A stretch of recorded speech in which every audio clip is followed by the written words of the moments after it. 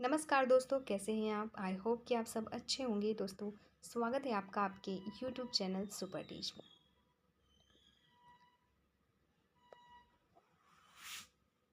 दोस्तों, प्रशिक्षण अधिकारी के लिए जो भी अभ्यर्थी आवेदन किए हैं, जिनका एग्ज़ाम 9 अक्टूबर को होना है, क्योंकि एडमिट कार्ड जारी कर दी गई है, एग्ज़ाम सेंटर छोड़ के आपका एग्ज़ाम डेट एंड टाइमिंग दे दी गई है, तो उनके लिए ये वीडियो है। आप 1 से 2 बार इसे ज़रूर देख कर जाएँ। अभी वीडियो शुरू करते हैं बिना किसी देरी के। इसके अलावा इसमें जिन प्रश्नों पर हम चर्चा करने वाले हैं, आपके सिलेबस में कई सारे टॉपिक हैं जिनको इकट्ठा करके इन प्रश्नों को बनाया गया है। और पुराने ईयर में कुछ एग्ज़ाम्स हुए थे प्रशिक्षण अधिकारियों के, तो उनके कुछ प्रश्न हैं।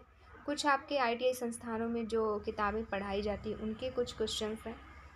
तो सब मिला के प्रश्न हैं और काफ़ी महत्वपूर्ण प्रश्न हैं। आपको काफ़ी मदद मिलेगी इससे एग्ज़ाम्स में, तो एक बार ज़रूर इसे पढ़ कर जाएँ।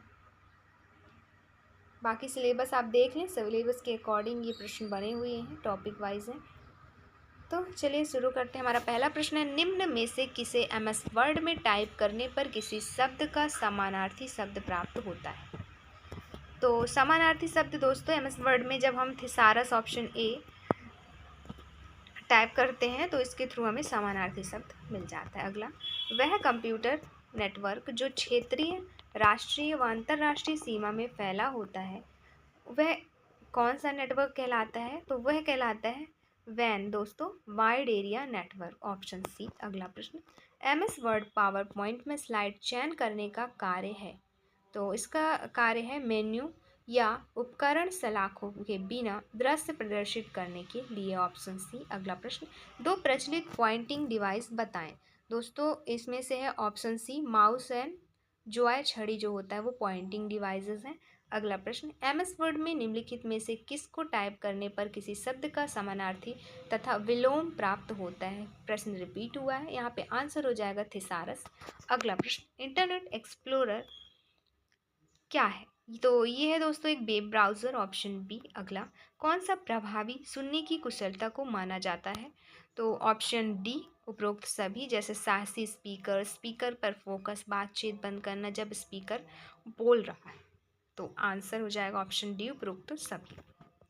अगला प्रश्न, कौन सा ट्रिपल ए सुनने का भाग नहीं है? तो ऑप्शन डी, समायोजन ट्रिपल ए का भाग नहीं है। अगला प्रश्न, रोजगार योग्यता कौशल के ये प्रश्न चल रहे हैं आपके सोशल स्टडी एग्ज़ाम के लिए, काफ़ी महत्वपूर्ण प्रश्न है दोस्तों। तो अगला प्रश्न है हमारा, विभिन्न पार्ट्स ऑफ स्पीच की फॉर्म को समझ लेने से ग्रामर सीखने का आधार तैयार हो जाता है। तो जो 8 विभिन्न पार्ट्स ऑफ स्पीच होते हैं उनको समझ लेने से ग्रामर सीखने का आधार तैयार हो जाता है। अगला प्रश्न है, आप किसी एटीएम से 500 रुपये निकालते हैं, एटीएम मशीन आपको 5,000 देती है, तो निम्न में से नैतिक दृष्टिकोण क्या सही है? शिकायत करें, धन एटीएम के पास छोड़ दें, धन ले लें या धन किसी गरीब को दे दें। यहाँ पे आंसर हो जाएगा शिकायत करें, ऑप्शन ए। अगला प्रश्न, निम्न में से कौन अच्छा संप्रेषण है? तो दोस्तों संदेश स्पष्ट और सीधा हो, ये सबसे अच्छा संप्रेषण है, ऑप्शन ए। अगला प्रश्न, एक सफलता प्राप्त करने का आवश्यक लक्षण नहीं है, तो एक सफलता प्राप्त करने का आवश्यक लक्षण नहीं है, ऑप्शन डी, अनैतिक कार्य। अगला प्रश्न, लक्ष्य मुख्य रूप से इनमें वर्गीकृत है, तो लक्ष्य जो होता है वो अल्पकालिक लक्ष्य और दीर्घकालिक लक्ष्य में वर्गीकृत होता है, ऑप्शन ए। अगला प्रश्न, कौन सा बातचीत में बाधित है? तो घबराहट जो होती है वो बातचीत में बाधित होती है, ऑप्शन बी। अगला प्रश्न, इफेक्टिव कम्युनिकेशन के 7C का कौन सा भाग नहीं है?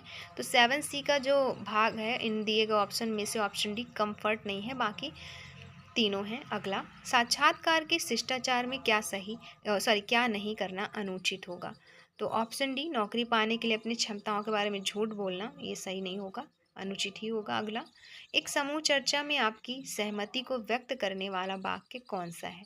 तो समूह चर्चा में आपकी सहमति को व्यक्त करने वाला वाक्य है दोस्तों ऑप्शन सी, इस मुद्दे पर मैं आपके विचार को स्वीकार करता हूँ। अगला, एक व्यक्ति जो इंडस्ट्री में मशीनों की मरम्मत तथा सर्विस का कार्य करता है उसे क्या कहते हैं?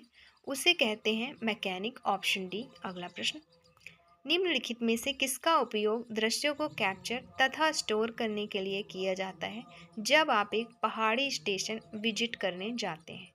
तो जो डिजिटल कैमरा होता है, आंसर हो जाएगा यहाँ पे ऑप्शन डी। समस्या हल करने के चरणों का सही क्रम आपको बताना है, तो यहाँ पे आंसर होगा ऑप्शन बी। सबसे पहले आपको समस्या पहचानना होगा, मतलब समस्या को पहले पहचानें, फिर उसकी संरचना बनाएं, फिर संभव समाधान की तलाश करें, एक निर्णय लें, लागू करें और फिर प्रतिक्रिया की मांग करें। ऑप्शन बी सही उत्तर हो जाएगा। अगला प्रश्न है, व्यापक पढ़ाई का अर्थ टेक्स्ट समझना है। कैसा टेक्स्ट समझना है? तो व्यापक पढ़ाई का अर्थ है लिखित टेक्स्ट समझना। अगला, संचारण निरंतर चलने वाली प्रक्रिया है। ऑप्शन बी हो जाएगा यहाँ पे आंसर, प्रक्रिया। नेक्स्ट क्वेश्चन, लिसनिंग में मुख्य प्रवृत्ति नियत सूचना की अपेक्षा करना होता है जिसकी प्रशंसा की जाती है, तो प्रशंसात्मक लिसनिंग में। Option B. अगला प्रश्न, लक्ष्यों को किस रूप में श्रेणीबद्ध किया जाता है? दोस्तों, लक्ष्यों को शॉर्ट टर्म एवं लॉन्ग टर्म रूप में श्रेणीबद्ध किया जाता है। अगला प्रश्न, मानव प्रयासों के सही एवं गलत के अध्ययन को क्या कहते हैं? तो इसे कहते हैं नीति शास्त्र। Option C. अगला, कौन सा ट्रिपल ए सुनवाई का हिस्सा नहीं है? तो ये जो आपका एंजाइटी जो होता है वो ट्रिपल ए का हिस्सा नहीं है, बाकी attention, attitude, adjustment triple A का हिस्सा है। अगला, कौन सा गुड बाय कहने से संबंधित है? तो यहाँ पे दिएगा ऑप्शन में सी यू सून गुड बाय कहने से संबंधित है। अगला, सुनने का कौशल एक व्यक्ति के निजी और सार्वजनिक जीवन में बहुत जरूरी होता है। ध्यानपूर्वक सुनने का तात्पर्य क्या है? तो पूरे संदेश को समझना ध्यानपूर्वक सुनने का तात्पर्य है। दिए गए ऑप्शन में से ऑप्शन डी यहाँ पे सही उत्तर है। अगला, वार्तालाप के दौरान कौन से भिन्न प्रकार के प्रश्न पूछे जा सकते हैं? यह किस प्रकार का प्रश्न है? कृपया आप मुझे आपके आईटीआई में प्रवेश होने वाले ऑडियो विजुअल ऐड के विषय में थोड़ा अधिक बताएंगे। तो ये है आपका परीक्षण प्रश्न, परीक्षण टाइप का प्रश्न, ऑप्शन ए। अगला, choose the correct sequence of job application process.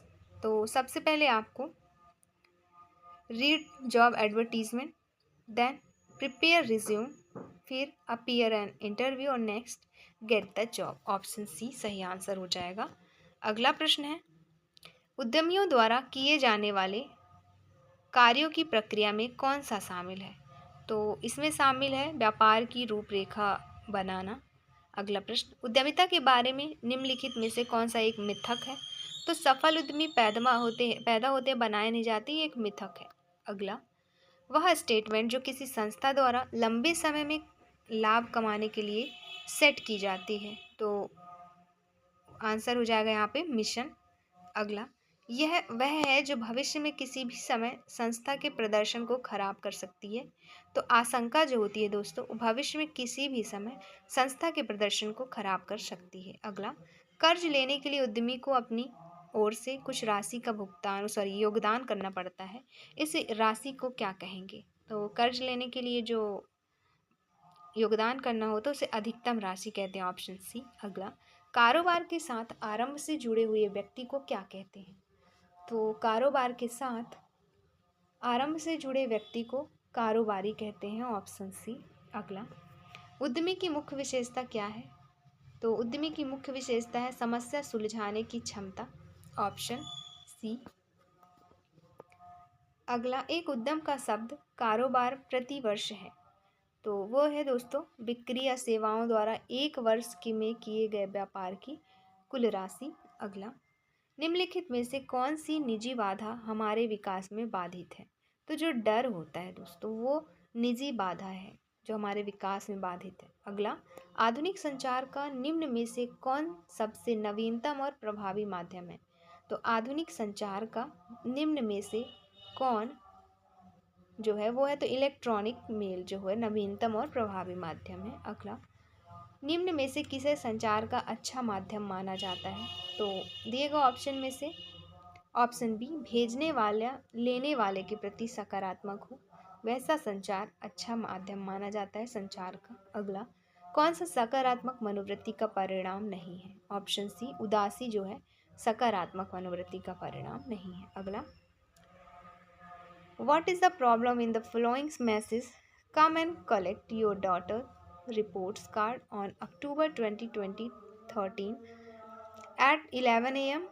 from the class teacher। तो यहाँ पे आंसर हो जाएगा इट इज़ नॉट। अगला, identify where you would come across the following message, kindly consider my application favourably and give me opportunities to prove my credential at the personal discussion. Answer हो जाएगा option D, job application letter. Next, which one is the barrier to speaking. तो यहाँ पे answer रहेगा nervous system, option A. अगला, कौन सा biodata को रेफर करता है। तो करिकुलम बायोटी जो होता है वो बायोडाटा को रेफर करता है, सीबी। कौन सा सॉफ्टवेयर मुख्य रूप से वाउचर, वित्तीय वक्तव्यों और रिटेल व्यापार के कराधान के लिए प्रयोग किया जाता है। तो यहाँ पे ऑप्शन बी, टैली हो जाएगा आंसर। अगला प्रश्न, किसी उद्यमी के असफल होने का कारण क्या है। तो कड़ी प्रतिस्पर्धा, उत्पादन का उच्च दर, अधिक व्यय, सभी ही असफल होने का कारण है। अगला, छोटे व्यापारियों का मुख्य उद्देश्य क्या होता है। दोस्तों, छोटे व्यापारियों का मुख्य उद्देश्य होता है बाजार में उपस्थिति। अगला, संस्थानों को उन स्टेक होल्डर को क्यों खोजना चाहिए जिनकी ब्याज दर उच्च और पावर कम होती है। तो ऑप्शन बी, सूचित करने के लिए। अगला प्रश्न है, वह व्यक्ति जो किसी उद्यम को डिज़ाइन करता है, लॉन्च करता है तथा संचालित करता है वो कहलाता है। तो वो कहलाता है दोस्तों एंटरप्रेन्योर, ऑप्शन सी। अगला, नए व्यावसायिक उद्यम को प्रतिदिन के खर्च के लिए जो पैसा चाहिए होता है उसे क्या कहते हैं। तो उसे कहते हैं वर्किंग कैपिटल। अगला, उद्यमों को योजनाबद्ध समूह को कहा जाता है, उद्यमों के योजनाबद्ध समूह को औद्योगिक स्टेट कहा जाता है। अगला, आर्थिक विकास में किसी उद्यमी की क्या भूमिका होती है। दोस्तों, वो होती है प्रति व्यक्ति आय में सुधार लाने के लिए।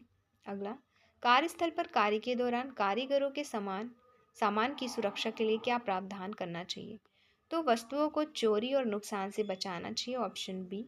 अगला प्रश्न, कार्यस्थल पर स्वास्थ्य और सुरक्षा प्रतिनिधियों की क्या भूमिका होती है। तो कार्यस्थल पर कंपनी द्वारा किए जा रहे OH और S कार्य की प्रतिनिधियों द्वारा निगरानी, ऑप्शन ए सही हो जाएगा। अगला प्रश्न, कौन सी एक अनवीकरणीय ऊर्जा है। तो यहाँ पे कोयला जो है अनवीकरणीय ऊर्जा है।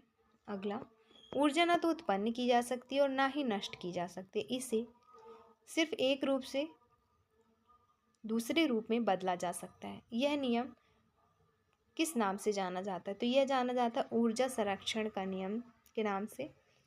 फिर अगला, जब कोई कर्मचारी सुरक्षित कार्यस्थल पर भी आशंका महसूस करता है तो यह समस्या समानता कहलाएगी।